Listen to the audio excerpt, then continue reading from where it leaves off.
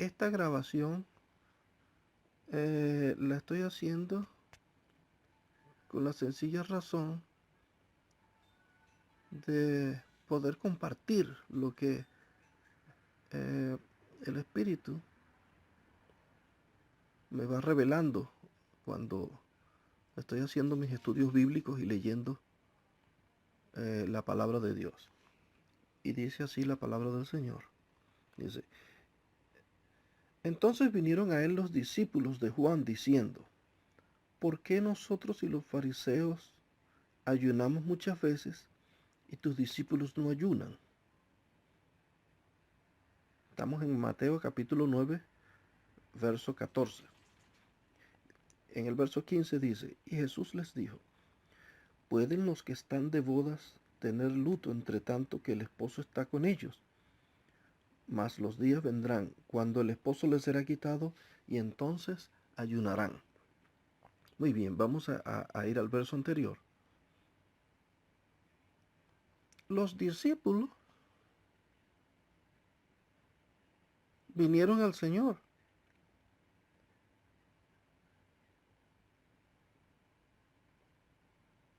Y, perdón, no, en el capítulo, en el verso 14 dice, entonces vinieron a él los discípulos de Juan.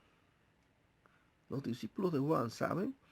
Los discípulos de Juan son aquellos que simplemente seguían a Juan el Bautista, tú sabes. Juan vino preparando el camino del Señor. Y entonces él vino bautizando en agua.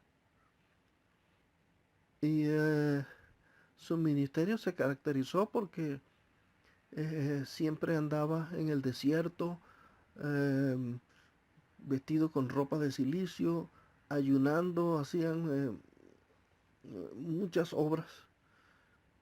Y el Señor dijo acerca de Juan que él fue el último de los profetas. So,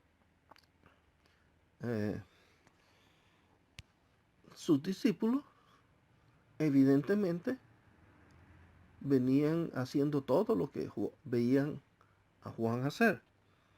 Pero entonces ellos hacen esta pregunta, dicen, ¿por qué nosotros y los fariseos ayunamos muchas veces y tus discípulos no ayunan? Fíjense, qué curioso. Hoy en día en todas esas iglesias por alrededor andan predicando de que hay que ayunar y hay que forzarse y hay que eh, hacer todos estos sacrificios. Porque si usted no ayuna, no se va a ir para el cielo. Si usted no se sacrifica fuerte, viene el Señor y se va a quedar. Y el diablo se lo va a llevar. Bueno, así oigo yo predicaciones por todas partes, por allí. Ahora bien, ¿por qué nosotros y los fariseos? Fíjese bien la comparación. Los discípulos de Juan y los fariseos. Ayunamos muchas veces y tus discípulos no ayunan. Así que aquí podemos ver que los discípulos de Jesús no ayunaban. No ayunaban. Y Jesús les dijo, fíjense que Jesús respaldó la posición de sus discípulos, los cubrió, los defendió. El Señor Jesucristo se puso del lado de los discípulos y los justificó. Fíjense bien, Él dice, ¿pueden los que están de bodas tener luto entre tanto que el esposo está con ellos? Fíjense bien, mas los días vendrán cuando el esposo les será quitado, y entonces ayunarán. Fíjense bien, estar con el Señor es estar de bodas. Estar sin el Señor es estar de luto. Aquí tenemos las dos figuras. Entonces, ¿nosotros cómo estamos? ¿Estamos de luto o estamos de fiesta? Estamos de fiesta. Entonces, si estamos de fiesta, ¿por qué hemos de estar en sacrificio? Si ya Cristo pagó el sacrificio por nosotros, Él hizo todo eso, ayunó, se sacrificó y dio su vida hasta la muerte para que nosotros no tengamos que hacer nada de eso. Ahora bien, dice, comparando de que estar en esos sacrificios es estar en luto. Si usted está ahí haciendo esfuerzo, ayunando y poniéndose de rodillas para que se le raspen las rodillas y que sentir en su cuerpo físico los sacrificios, eso es obras de la ley. Por eso dice allí que los discípulos de Juan y los fariseos hacían eso muchas veces.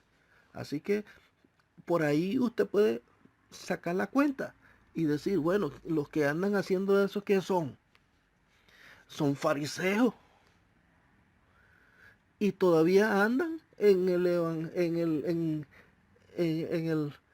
el sistema de Juan. ¿Cuál era el sistema de Juan? Andar en todo eso y andar bautizando en agua, incluso. Ahora bien, yo he sido bautizado en agua también, físicamente, pero eso es solo un símbolo, porque el verdadero bautismo es el bautismo del Espíritu. Cuando usted confiesa a Jesucristo, ahí está sumergido en el agua. Y cuando cree en el corazón de que Dios le levantó de los muertos, usted sale a vida. Ahí está el bautismo. Se confiesa, se sumerge en el agua. Y cree en el corazón y sale arriba, a nueva vida. Ese es el verdadero bautismo del Espíritu. Por eso Juan vino bautizando en agua, en pilas de agua, en el Jordán, allá. Pero dice que el que viene después de mí los bautizará en el Espíritu Santo y fuego. Ahora bien, seguimos acá. Dice, ¿pueden los que están de bodas tener luto entre tanto que el esposo está con ellos? El pueblo judío andaba de luto. Andaba de luto, pero ellos tenían al esposo con ellos. ¿Por qué tenían que estar de luto? ¿Por qué tenían que estar de luto? Deberían de estar de fiesta, porque el esposo estaba con ellos. Porque el que vino allí, caminó por las calles de Jerusalén y que les habló la palabra, era el Cristo carne. Ese era el esposo de ellos. Lo tenían ahí entre ellos. Deberían haber estado de fiesta, no de luto. Pero ellos seguían de luto. Porque el que se nos dio a nosotros, los gentiles, no es el Cristo carne, sino el Cristo que resucitó de entre los muertos. Ese es el que se nos dio a nosotros, los gentiles, por la desobediencia de ellos. Ahora, ellos tuvieron a su esposo, el de carne fue temporal. Ese murió, ¿verdad?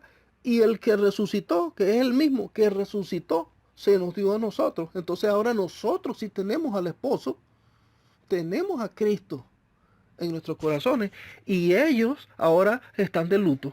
Así que los ayunos y los sacrificios y todos los esfuerzos de la carne por tratar de alcanzar justicia, que lo hagan ellos, que no lo tienen. Pero nosotros, los hijos de Dios, no estamos llamados a andar en esos sacrificios, a andar ayunando y andando esforzándose y raspándose las rodillas y esforzándose para no irse para el infierno y para andar asustado en esas obras de la carne. Porque nosotros tenemos al esposo con nosotros. Entonces, si nosotros estamos en esos sacrificios, entonces venimos a hacer como lo que el Señor explica en el siguiente verso. Dice, nadie pone remiendo de paño nuevo en vestido viejo, porque tal remiendo tira del vestido y se hace peor la rotura. Y dice, y tampoco echan vino nuevo en odres viejos, de manera De otra manera, los odres se rompen y el vino se derrama y los odres se pierden. Mas echan el vino nuevo en odres nuevos y ambos se conservan. Eso está sumamente claro. Bueno, está sumamente claro para nosotros los hijos de Dios, que nos ha sido quitado el velo de carne que nos impedía entender estas cosas. Pero ellos todavía, cuando leen estas cosas, les queda el mismo velo, el cual es su carne, y por lo tanto no entienden porque sus corazones han sido endurecidos hasta el tiempo en que el Señor los determine así. Pero no concuerda una cosa con la otra. O sea, si un remiendo de trapo viejo hay que ponerlo en vestido viejo para que las dos se conserven ahí. Pero el remiendo de vestido nuevo se pone, el remiendo de trapo nuevo se pone en vestido nuevo. De esta manera las dos se conservan. Ahora, dice también que nadie echa vino nuevo en odres viejos. De otra manera los odres se rompen y el vino se derrama y los odres se pierden. Mas echan el vino nuevo en odres nuevos y ambos se conservan. Incluso aquí en este principio vemos que el principio de la palabra, que cuando la palabra entra en un odre viejo, se parte, se dividen, no soporta. Mas echan el vino nuevo en odres nuevos y ambos se conservan. Por esta razón, hoy en día vemos en todas estas iglesias y vemos en todo el sistema corrupto y apóstata que se ha manifestado por todas partes hoy en día, que es una mezcolanza entre gracia y obras. Dicen, sí, aceptaste a Cristo, sí, eres salvo, ok, eres salvo. Pero si no haces esto, y si no ayunas, y si no de raspas las rodillas orando, y si no haces esto, y esto, y esto, si no sacrificas, te va para el infierno, el diablo te va a llevar. Así lo hacen. Y entonces se escudan en eso porque Dios viene a buscar una iglesia en santificación, en santidad. Pero ellos creen que la santidad es andar haciendo sacrificios y obras. Pero la palabra de Dios no habla de esas obras, porque todo eso está relacionado con la carne y no pueden hacer perfectos, dice el apóstol Pablo en Hebreos 9, dice que no pueden hacer perfectos a los que practican ese culto, porque está relacionado con ceremonias y sacrificios con respecto a la carne. Porque en la palabra de Dios nos dice en Efesios capítulo 2, versos 8 y 9, dice, porque por gracia sois salvos por medio de la fe. Dice, y esto no de vosotros, pues es don de Dios. Dice, no por obras, para que nadie se gloríe. Estas obras de las que habla allí el apóstol Pablo son esos sacrificios y esos esfuerzos de carne para tratar de alcanzar justicia. Dice, porque el siguiente verso dice, porque hemos sido creados en Cristo Jesús para buenas obras, las cuales Dios preparó de antemano para que anduviésemos en ellas. Entonces muchos dicen, no, pero ayunar y esforzarse y hacer todo eso, ese es las buenas obras. Falso.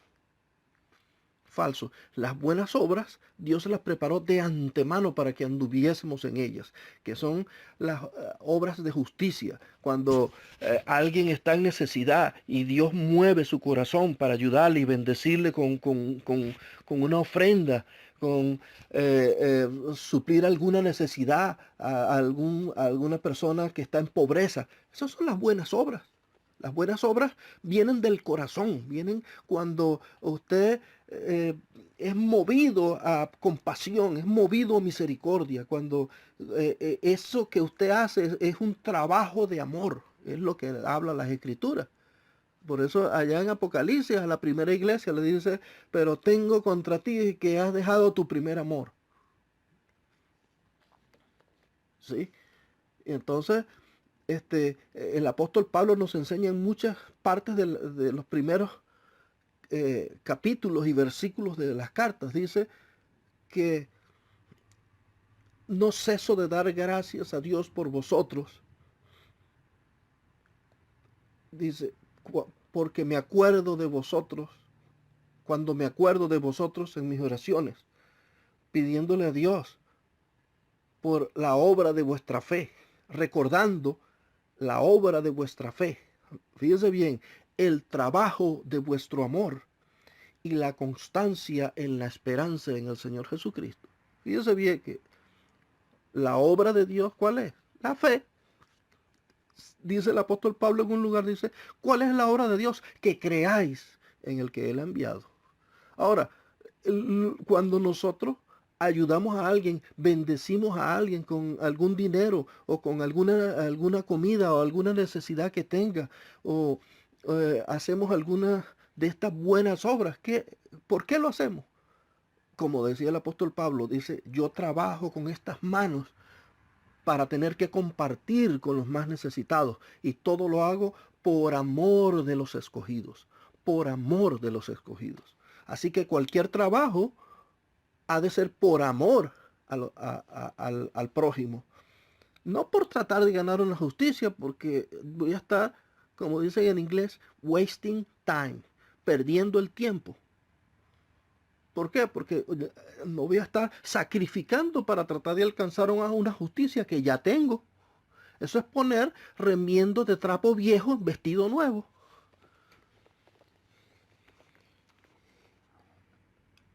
Así que, amados hermanos, así como dice el Señor allí en Apocalipsis capítulo 3, cuando el apóstol Juan habló acerca de la iglesia de la Odisea, fíjense muy bien lo que dice. Fíjense muy bien, dice, y escribe el ángel de la iglesia a los laodicenses. Estas cosas lo dice el amén, el testigo fiel y verdadero, el principio de la creación de Dios. Dice, yo conozco tus obras. Fíjense bien. Dice, que ni eres frío ni caliente.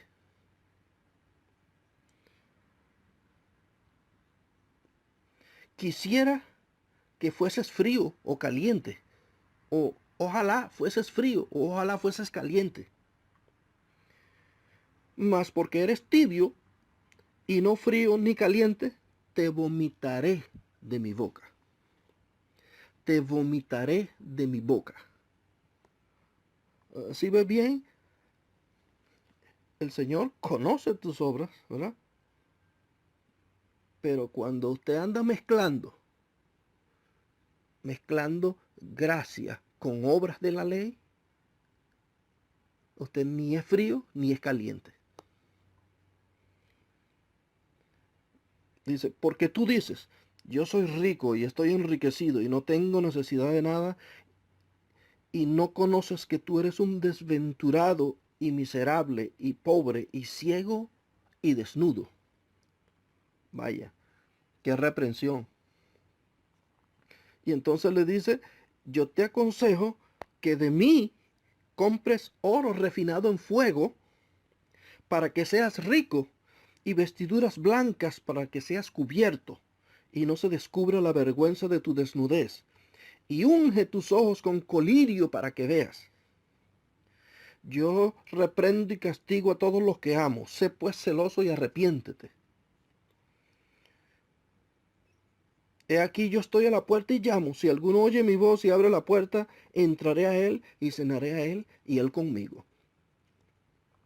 No es casualidad de que esta palabra viene a la última iglesia, la cual es la iglesia del reino.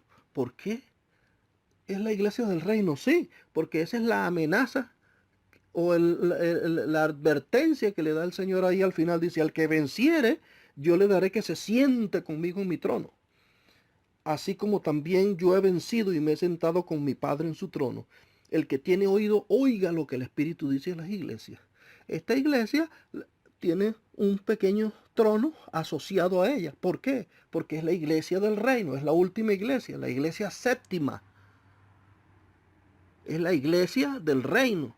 Pero como es la iglesia del reino, es donde va a estar manifestada la gran apostasía en los últimos tiempos.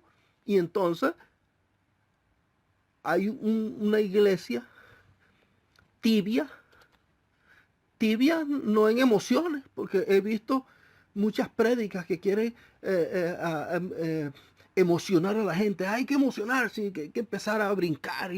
No, no tiene nada que ver con las emociones, el volverse caliente o falta de emocionalismo es ser frío. Eso no es lo que la palabra dice.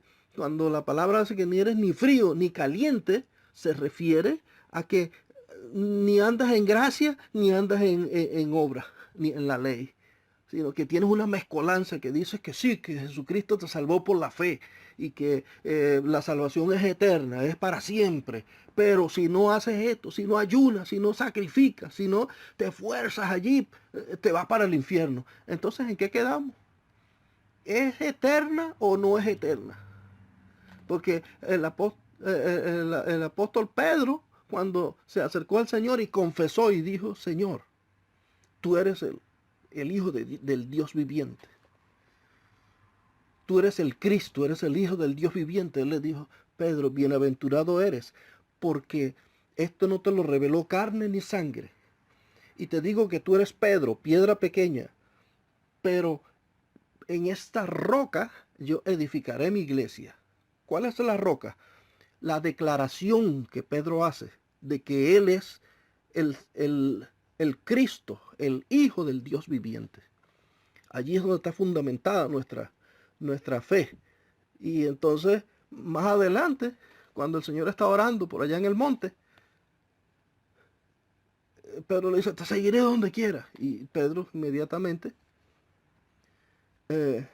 lo niega. Pero anteriormente, cuando Pedro confesó, le dijo, y ni las puertas del infierno prevalecerán contra ella. Ni las puertas del infierno.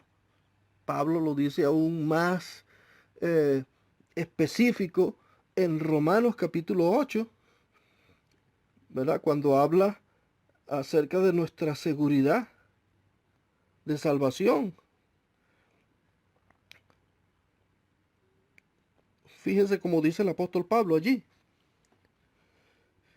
Antes en todas estas cosas, ese es Romanos capítulo 8, verso 37, dice, antes en todas estas cosas somos más que vencedores por medio de aquel que nos amó, por lo cual estoy seguro de que ni la muerte, ni la vida, ni ángeles, ni principados, ni potestades, ni lo presente, ni lo porvenir, ni lo alto, ni lo profundo, ni ninguna otra cosa creada nos podrá separar del amor de Dios que es en Cristo Jesús, Señor nuestro.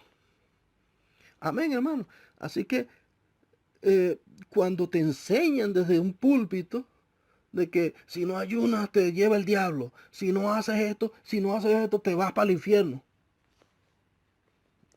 Simplemente no le creas.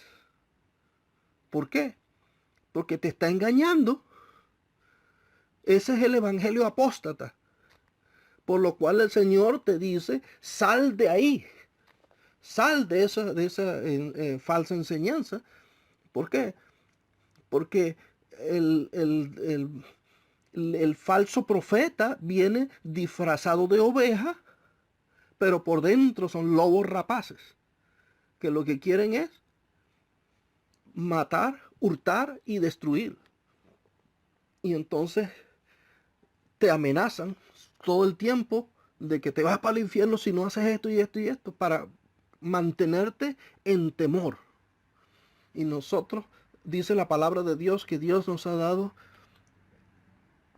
no nos ha dado espíritu de temor para que andemos en esclavitud, sino de amor, de justicia y de dominio propio. De amor, de poder y de dominio propio. Amén, hermano. Que Dios bendiga su palabra. Amén.